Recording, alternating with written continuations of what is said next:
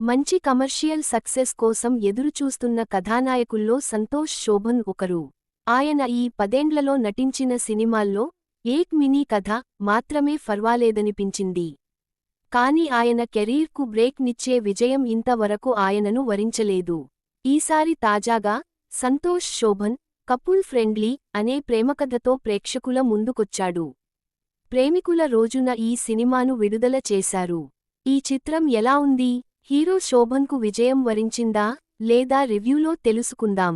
శివ సంతోష్ శోభన్ తనకు ఇష్టమైన interior డిజైనింగ్లో diploma చేసి ప్రాజెక్టుల కోసం ఎదురుచూస్తుంటాడు. ఇందుకోసం సొంత ఊరు నెల్లూరు నుంచి చెన్నైకు వస్తాడు. నెలలు గడుస్తున్న ప్రాజెక్టులు టేకప్ చేసే ఛాన్స్ రాదు. దీంతో ఖర్చుల కోసం పార్ట్టైం బైక్ రైడర్గా పనిచేస్తూ ఖర్చులకు సంపాదించుకుంటుంటాడు. ఈ సమయంలోనే అనుకోకుండా మిత్ర, మానస వారణాసి తో పరిచయం ఏర్పడుతుంది. ఆమె కూడా ఇంట్లో ఇష్టం లేని పెళ్లి నుండి తప్పించుకుంటానికి చెన్నై వచ్చి ఐటీ జాబ్ కోసం ప్రయత్నిస్తుంది. ఈ ఇద్దరి పరిచయం కాస్త ప్రేమగా మారుతుంది.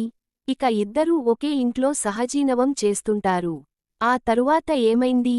శివకు ప్రాజెక్టులు వచ్చాయా?